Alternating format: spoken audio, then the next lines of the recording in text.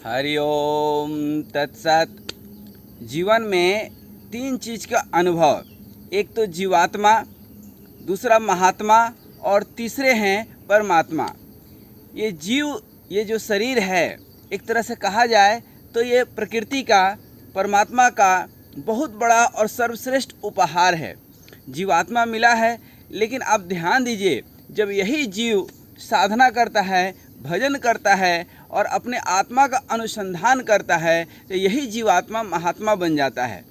बड़े बड़े साधु महात्मा से आप जब पूछते हैं कि क्या चल रहा है, आप कैसे हैं, तो एक ही जवाब देते हैं कि आत्मा का अनुसंधान चल रहा है। वो ये नहीं बोलेंगे कि हम अच्छे हैं, सब बढ़िया बढ़िया चल रहा है, नहीं नहीं, वही बोलेंगे कि आत्मा का अनुसंधान चल रहा है। तो जो जीवात्मा आत्मा का अनुसंधान करने लगे तो महात्मा हो जाता है, और वही आत्मा जब परम तत्व में विराजमान हो जाता है तो परमात्मा है। ठीक वैसे ही है जैसे इलेक्ट्रिसिटी के, बिजली के बहुत सारे उपकरण हैं, सबके अंदर वही बिजली है, वही इलेक्ट्रिसिटी है, परंतु दिख नहीं रहा है।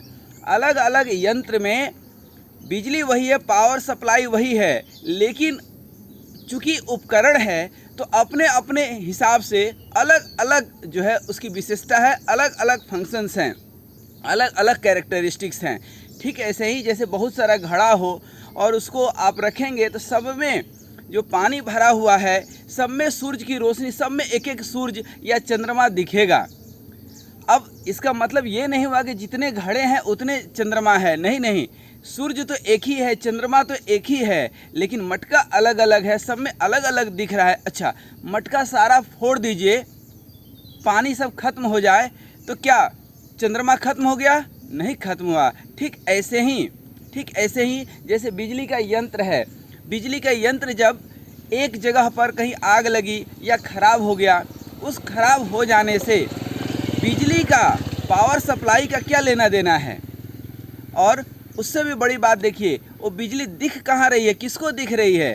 जिसको समझदारी है, जिसकी इंजीनियरिंग, जिसकी टेक्नोलॉजी, जिसकी मानसिकता, जिसकी बुद्धि उस लेवल पे पहुंची है, उस स्तर पर है कि भाई ये वायर है, दिख तो रहा है तार, लेकिन उसके अंदर इलेक्ट्रॉन्स फ्लो हो रहे हैं, इलेक्ट्रिसिटी है। आपको कोई कह दे कि भाई ये वायर पकड़ो नहीं, इसमें करंट है, तो आप नहीं पकड़ते हैं, विश्वास करना पड़ता है, पहले टेस्ट करते हैं कि उसके अंदर है या नहीं। तो ये बहुत बड़ी चीज़ है समझना कि उपकरण अलग अलग हैं, उपकरण के खराब होने से बिजली का कोई लेना देना नहीं है। ठीक ऐसे ही ये जीवात्मा जितने हैं, हम हैं, आप हैं, ये है, वो है, जानवर हैं, जड़ जीव चेतन जग माही, तो जितने हैं सबके अंदर ये आत्मा है, लेकिन ये अलग अलग नहीं है एक ही। ठीक ऐसे ही जैसे अलग अलग उपकरण में बिजली एक ही है, लेकिन दिख अलग अलग उपकरण में, तो जिसका जैसा स्वभाव है। अब प्रकृति प्रदत्त, चूँकि प्रकृति और जीवात्मा जो है, ये आत्मा जो है शरीर में, और शरीर से जो है देहाभिमान अर्थात शरीर से जो आसक्ति है, इसके कारण अलग अलग स्वभाव हो जाते हैं। स्वभाव भी सतोगुणी, तमोगुणी, रजोगुणी, ये सब प्रकृति प्रदत्त है। प्रकृति के जो 23 तत्व हैं, 5 कर्मेंद्रियाँ, 5 ज्ञानेंद्रियाँ, 5 तन मात्रा, सूक्ष्म अहंकार जो अंतर चतुष्टाय जिसको बोलते हैं, और 5 जो रस हैं, ये सब मिलाकर के जो 23 तत्व हैं, मन बुद्धि चित्त अहंकार, ये सारी चीज़ें, तो कुल मिलाकर के ये सब परमात्मा प्रदत्त हैं सब आत्मा। इस सब के अंत में क्या लगा हुआ है? आत्मा। लेकिन इसका अनुभव कैसे होगा? इसका अनुभव तभी हो पाएगा जब इसके ऊपर अनुसंधान करेंगे। और देखिए, भजन करना, प्रवचन करना, प्रवचन सुनना, संत महात्मा के शरण में जाना और शास्त्र पढ़ना अपने जगह पर है, वो सब सही है, लेकिन आत्मा का अनुसंधान जब तक नहीं करेंगे, जब तक ध्यान नहीं करेंगे, जब तक हमारे चिंतन में भगवान का नाम नहीं आएगा, तत्व कर दर्शनम, परम तत्व क्या है कि हर तत्व में परमात्मा का अनुभव कर लेना, क्योंकि परमात्मा तो सर्वत्र है। कृष्ण भगवान गीता में यही कहते हैं कि एक ओहम बहुश्यामी, एक ही मैं बहुत सारे रूपों में विराजमान हूँ, मैं ही सब में हूँ और सब हम में हैं। जो एकादश अध्याय में विश्व रूप दर्शन कराते हैं अर्जुन को भगवान श्री कृष्ण, उसमें संदेश क्या छिपा हुआ है कि सब मुझ में है और मैं सब में हूँ। ये जब भाव जग जाए तो यही परमात्मा है, यही परम तत्व का अनुभव ही परमात्मा है, वही परम आनंद है, वही सच्चिदानंद है। कहते हैं सत चित धन आनंद, अर्थात आत्मा सत्य को स्वीकार कर ले। आत्मा तो सत्य है ही, लेकिन हमारी मानसिकता, हमारी बुद्धि उसको स्वीकार तब तक नहीं कर पाती है जब तक इन विषय वासनाओं में लगी हुई है। देखिए, एक आत्मा राम है, एक विषया राम है।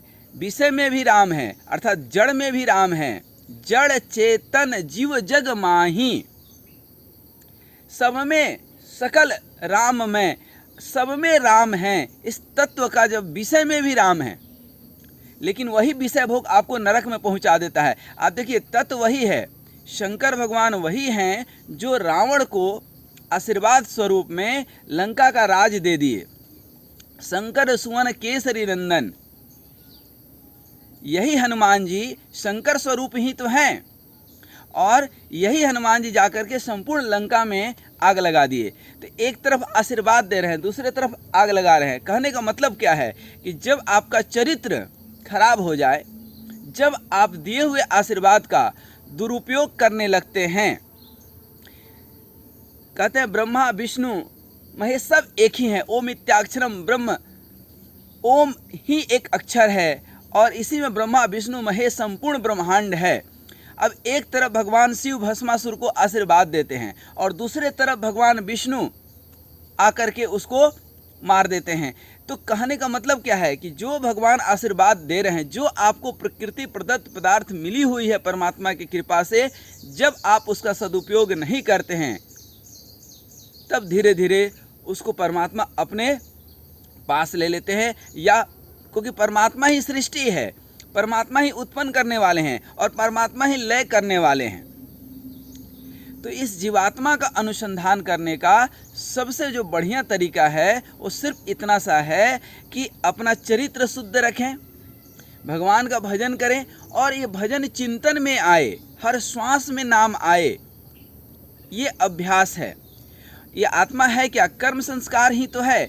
नाम जपते जपते रसरी आवत जात ते सिल पर पड़े तो निशान। वही वाली बात है कि नाम जपते जपते जो हमारे पूर्व जन्म के कृत कर्म हैं वो धीरे धीरे मिटते हैं, चाहे वो संचित कर्म हो, चाहे प्रारब्ध कर्म हो या क्रियमान हो। और जो संसार है, कर्म योग का जो वर्णन आता है, खास करके जो स्वामी राम सुखदास जी गीता का भाष्य लिखे हैं, टीका लिखे हैं, उसमें कर्म योग की बड़ा सुंदर उन्होंने व्याख्या करी है।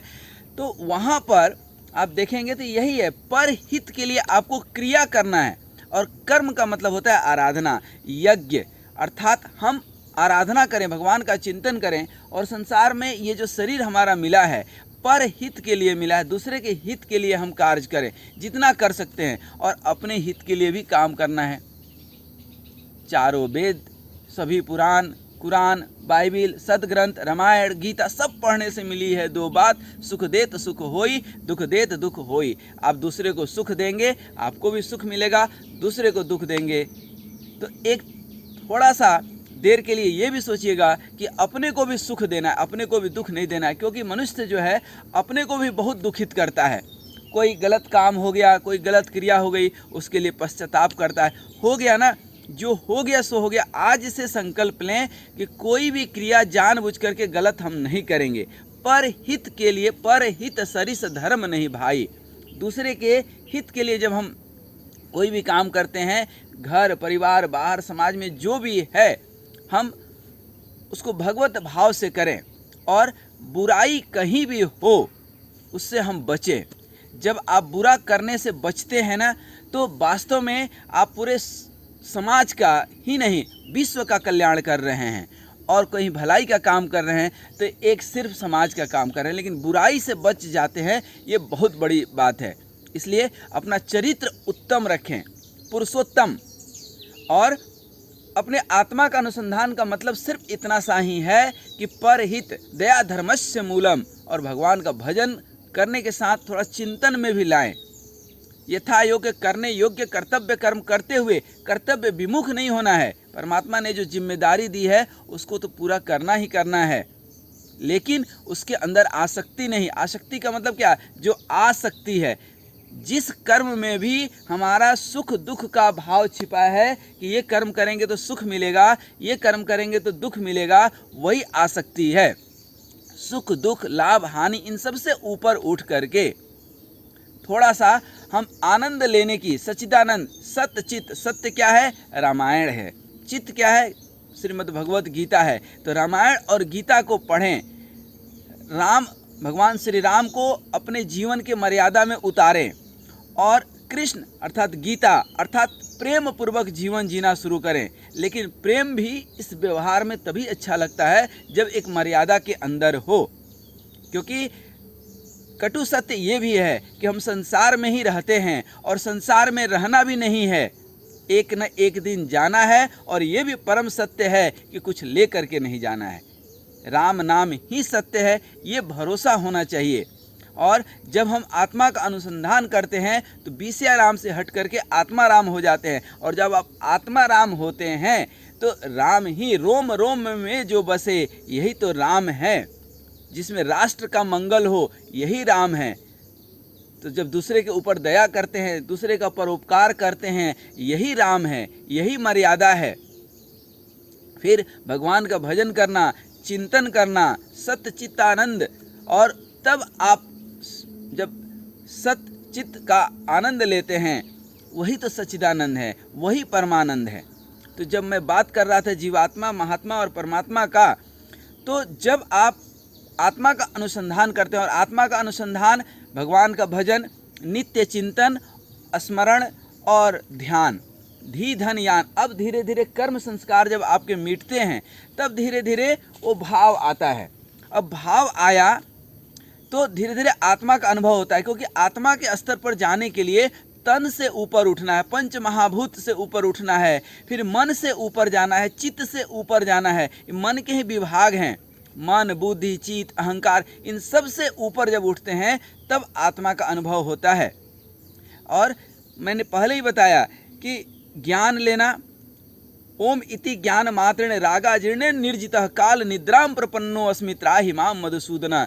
कहने का मतलब क्या है कि ओम ही सारे ज्ञान का सूत्र है, जड़ है।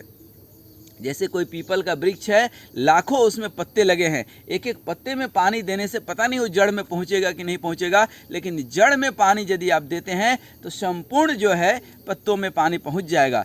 ठीक वैसे ही जब आप भगवान का भजन करते हैं, चिंतन करते हैं, एक साधे सब सधे, सब साधे सब जाए, एक ओम को पकड़ लीजिए और उसका जप जब करते हैं तो सारे ज्ञान का स्रोत यही है, सारे ज्ञान का लक्ष्य भी यही है कि भगवान के नाम से प्रीति हो जाए। और धीरे धीरे ओम जपते जपते ओम में आप लय हो जाएंगे, या राम में लय हो जाएंगे। यदि राम राम जपते हैं, हरि हरि जपते हैं, राधे राधे जपते हैं, कृष्ण कृष्ण जो आप जपते हैं भगवान का नाम, या गुरु प्रदत्त सर्वश्रेष्ठ मंत्र कौन है? गुरु मंत्र।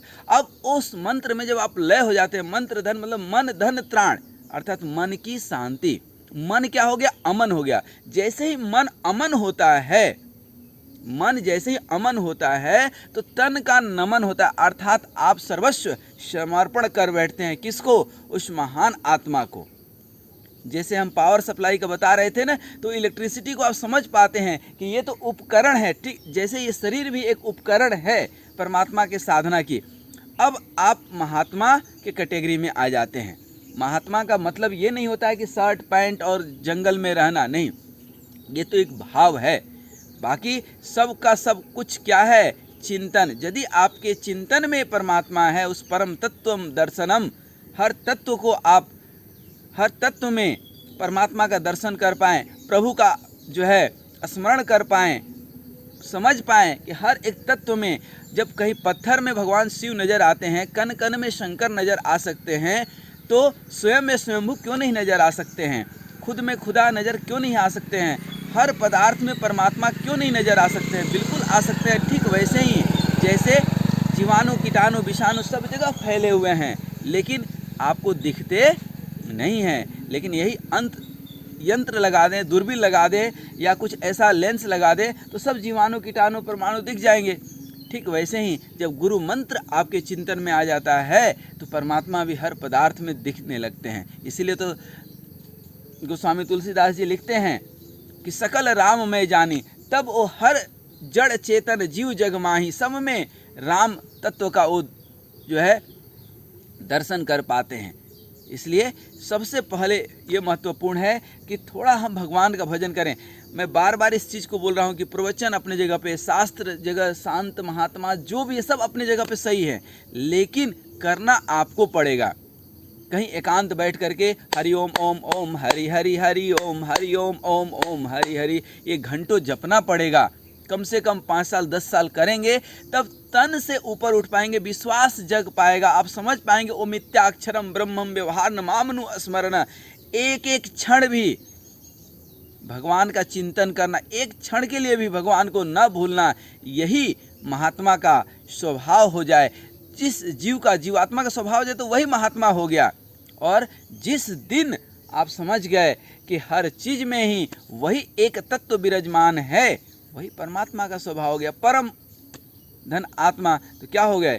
परमात्मा। तो आइए एक संकल्प लें कि जीवात्मा से महात्मा तो बने, फिर महात्मा से परमात्मा बनाना उस परमात्मा का ही काम है।